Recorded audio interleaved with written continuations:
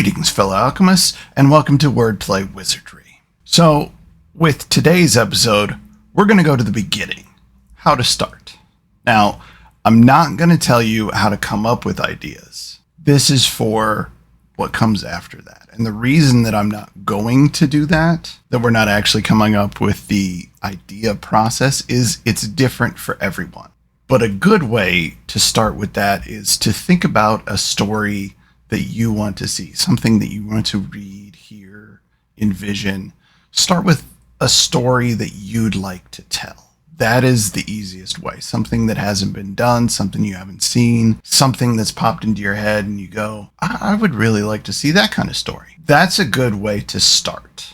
If you were hoping that somebody would tell that story, be the one to tell it. But you've got that idea and you're not sure where to go from there. Well, the best place is to create a few things. And that's premise, a blurb and or synopsis, and an outline. We're going to talk about a few of those today and maybe leave one or two for later. The important part here is they all build off each other. That's why they are all important to have. So let's start with premise. Maybe you've got an idea and it doesn't feel quite right, or maybe you've got the start of something and not sure how to go forward with it. Either way, knowing this process is a good thing. And if you're someone who's written a couple of books, knowing is also still helpful because it might help you refine the process. Once you're to that point, then you can start altering all of this a little bit, understand it, get better at it, and then make it your own. That's what we all do. So it's an important thing to remember, but you always want to start with the basics. You want to understand and then move forward.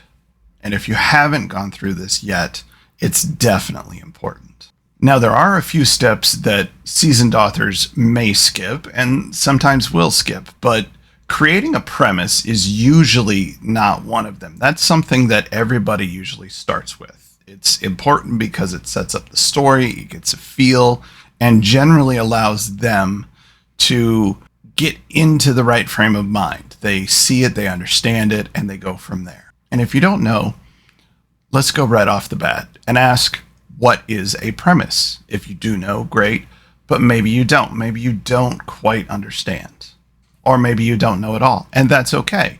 The internet does have several definitions. However, for creative writing, whether that's fiction or nonfiction, even for poetry, a premise is the primary plot of a story expressed as simply as possible. Now, that last bit is key, as simply as possible. The idea here is that you want to convey what the story is and do so in 1 to 2 sentences. We're trying to be very succinct. We're trying to be very straightforward and leave everything that is unnecessary to the side. This is not a time to talk about the twists and the turns. This is a time to get the bare bones of the story out, to clearly define what is going to be. To that, here's an example. In 1936, archaeologist and adventurer Indiana Jones is hired by the government to find the Ark of the Covenant before the Nazis can obtain its awesome powers. If you didn't know, that's from a film called Raiders of the Lost Ark. That is one sentence that tells you everything you need to know about the story and what's ahead on this journey. It excludes all the twists and turns, and it just talks about the main through line. And that's important because that is, in essence, what happens. That is the basic plot. And that's what you're trying to describe with your premise. Always think about it in terms of what is the core concept? What is the very basic through line to your story? It should be something that everyone can understand. On the first hearing, they know what's ahead. Always in simplest terms possible. That is the best thing that you can do. Now, if you're just starting out, an easy path forward is to put your premise in the form of a question. And that question is most often, what if? What if an adopted boy found out his parents were heroes in a war and the fight needed him to take his father's place? That's the original premise behind the Star Runner series. Now, another variant of that is, instead of what if, what happens? What happens when a girl with extraordinary abilities goes to a school for those like her and uncovers an age-old prophecy? That's the beginnings of Oddity Academy. Now, the reason that it helps if you make your premise a question, at least in the beginning, is from that question, your writing has to answer it. And that way you're forced to take this journey. You're forced to go forward. It's not a big deal to make it a statement, but early on, it can make your job much easier if it's a question. Because by taking that, then you, as the author, you have to answer. You have to lead the audience on that journey. I do have some examples of statements versus questions. If you find yourself more comfortable with that, then by all means, make your premise a statement as opposed to a question. But I do find that there are a lot of times when the what if or what happens just makes the process easier. But let me give you some examples. A man races against his rival to find the lost mine of Ophir. Premise for Antiquity. Hackers unleash a Cold War AI on the world. Hijackers. A man escapes captivity with a head full of government secrets. MK Ultra. A scientist experiment breaks the boundaries of the multiverse. Quantum mechanics. They're all very simple. They're all very straightforward. And even though they don't have questions, in a way they still ask them. They still ask what happens next, because those are the very basic plots, the basic points of each story. Because the premise in those cases starts the journey, but then we have to go from there. And that's still an easy way of doing it, because then, as I said, the question is not asked in the premise, it's asked after. And it's an easy way of getting to that point. So if you do it, make it very succinct, but it can still be a statement. The thing there that you want to keep in mind is to have that statement lead somewhere. The Indiana Jones example is a great one because it tells the basics, but then you ask how. How does he stop them? How does he get there first? You're still asking those questions because it's not just about, well, Indiana Jones has to stop the Nazis. That tells us nothing. It gives us the basic plot. It gives us the basic through line. This is his goal. But then you ask, how? In the examples that I gave, the question is usually why or what or where. And that's okay. You're still asking questions. That is what you want. The premise usually asks that question. If you've done it well, it becomes engaging. It makes people want to ask, what happens next? Where do we go from here? How does he do it? Those kind of things. That is the most important job. If it's interesting enough, then you get your audience on the line. And that's what you want to do. We all see lines like that, and they all pique our interest when it comes to properties, whether it's movies, TV shows, books, doesn't matter. There's always a line. There's always that premise that gets us interested, and then we want to read further. The biggest point here to remember is simplicity. I think I've said that a couple of times, but it is very important. You keep it as short as possible, as simple as possible, as straightforward as possible. That's why I recommend 1 to 2 sentences. Now, I've seen some websites that say 2 to 3, but that starts to get a little complicated. And you have to remember, what is the goal? As simple as possible, as straightforward as possible. Every definition says that. They always differ on how long it takes to do that, how little space you have in order to get that message across. But the goal is always explain the plot of the story as simply as possible. And once you have the basic core of the story, that's where you can get a little more in depth. And that's where the blurb and occasionally the synopsis comes into play. I talk about them together because of one simple reason. A blurb is usually a paragraph to a quarter page, while a synopsis is usually about a page, maybe 2, maybe a little bit longer than a page. But the reason to bring them up together is because they are both longer descriptions of the story itself. They are what gets more in depth. Now, with synopsis, that can kind of wait a little bit until you've got a little bit more of your story fleshed out, until you have a few more elements. But a blurb is a good place to start after your premise because it's more than that 1 or 2 sentences. It fleshes things out, it gets a little more in depth, and that's where your true hook happens.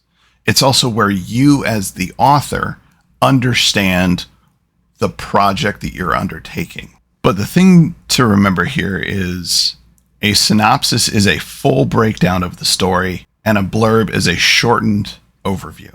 Another thing to keep in mind on this topic is this won't be the only blurb that you create.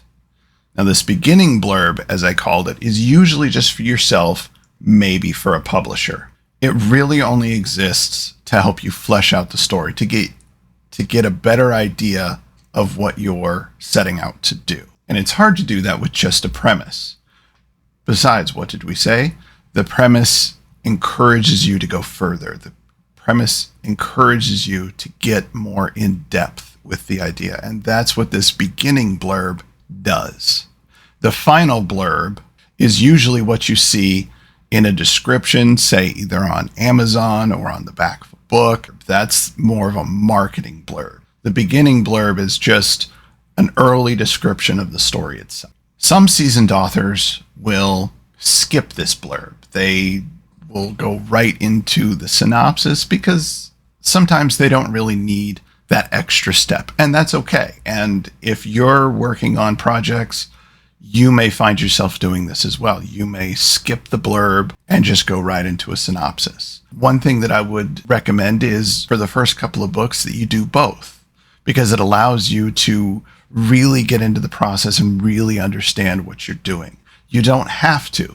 This is not one of those like hard set in stone rules. You do not have to do this. It's absolutely important to do a premise, but whether you do a blurb and a synopsis and an outline, which we'll get to, is not necessarily a requirement. It does help, and I will admit that it absolutely does help, especially early on, but it is not technically a requirement. And the reason that I say that is when you're building a story from the ground up, it takes a lot of bricks. And the more that you can provide, especially early on in your writing career, the better off you'll be. It's easy once you've done it a few times because at that point you understand. You kind of build all these things together. You don't necessarily need to have everything laid out in the beginning. And that's fine. Once you get to that point, more than likely, when you come up with your premise, you're also going to be coming up with genre at the same time, characters at the same time, setting at the same time. It'll all tie in together, and that's why it's easier to move right into synopsis. But early on, before you have all those things set, before you understand those key elements to your story, if you do the premise and then kind of a bare bones blurb, it becomes easier because the bare bones blurb, this beginning blurb, is only about a longer form of the story. It's not quite the whole roller coaster. It's a good glimpse into the journey your characters are going to be taking. That's why it's important, and that's why all of this stuff becomes layers that you build. So let's recap. You start with a story and you express it as a premise. Premise is the core definition of a story told in the simplest way possible, 1 to 2 sentences. With that well-defined premise, you can create a blurb and or synopsis, depending on your level of skill. The blurb is a short recap of the story's overall journey, while the synopsis is a detailed accounting of the events that will take place. That's why it takes so long, because you cover pretty much every step that your main characters take. The blurb is going to be about 1/4 of a page, whereas a synopsis is going to be usually around a page, maybe a little longer. By now you may have noticed that I haven't actually brought up genre yet. The reason for that is because I believe that every story core can translate across every genre. That if it's bare bones enough, then genre isn't as important. That's what you, the author, want to impart. That a story core, the premise, should be easy enough to translate from one genre to another just by changing a few elements. However, we'll get into that in the video about genres. The last thing that I mentioned in my opening is outline, but I think that might be better discussed in another video. I think I'd like to tie synopsis and outline together and do it separately, because I've given you a little bit of a glimpse into synopsis, but I think talking about it more in depth will be helpful. For now, a few smaller parts is fine. Just know that the outline is very similar to the synopsis.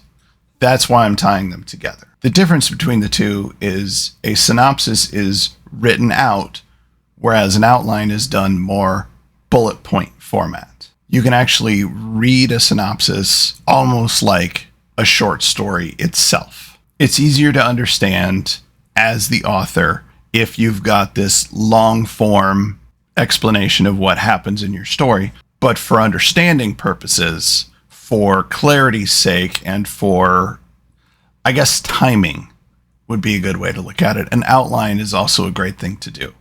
But like I said, we'll get to that because the outline is just quick points. It's just bullet points, usually a sentence or sentence fragment, just to give you an idea of what happens next. It's just that list of events and nothing more. Think of an outline as a roadmap, and that should give you an idea. But like I said, we'll get into that. However, before we get into that, I do want to discuss a few other elements in the writing process. Often, an outline can actually come just before the writing begins. You've done all your work, and now it's time to lay out the events so that you can get into the meat of the project. If you know a lot of the elements right up front, if you know a lot of what's going to be a part of your story early, you can jump right into it. But a synopsis and an outline can usually come after you have those elements. The premise and the blurb don't really require them, so they can happen much earlier in the process. They are usually what happens first, and then you add those new elements in. You add in genre on top of it. You add in your main character, your side characters, your setting, things like that. Those get added once you have that core. Now, one thing I will mention is once you've done this process a couple of times, it gets much faster. You'll have characters sooner, you'll have settings sooner, and you'll have genre sooner. Usually that stuff will come very, very quickly right in the beginning. You'll come up with your premise, you'll do a little bit of a blurb, and by then you should be working on names, at least have a general idea of who you want your main character to be. You'll have a setting. Maybe it's even the setting that starts you off. I have a project in the works that's built around the setting. That's the idea, and that's fine. That's where it becomes easier. So you start there and move forward. And once you have all that stuff, as you can see, this process gets very, very easy. All you have to do is add in a few more elements and you're set. But for now, let's start with going through each of these steps. Come up with a story idea you'd like to tell. Create the premise. Write the blurb. After that, you'll get into genre, if you don't have one picked out already. You'll start working on characters, setting, and the like. Then a little research, probably a lot of research, which is fine. This is a good thing. Then a synopsis and an outline. But like I said, we'll get into all that. And yes, authors do this with every book. So prepare yourself. There's a lot of work ahead, but it'll pay off in the end. That's going to do it for this episode, everyone. Thanks for tuning in. I really appreciate it. Don't forget to like, comment, and subscribe. Until next time, alchemists, take care.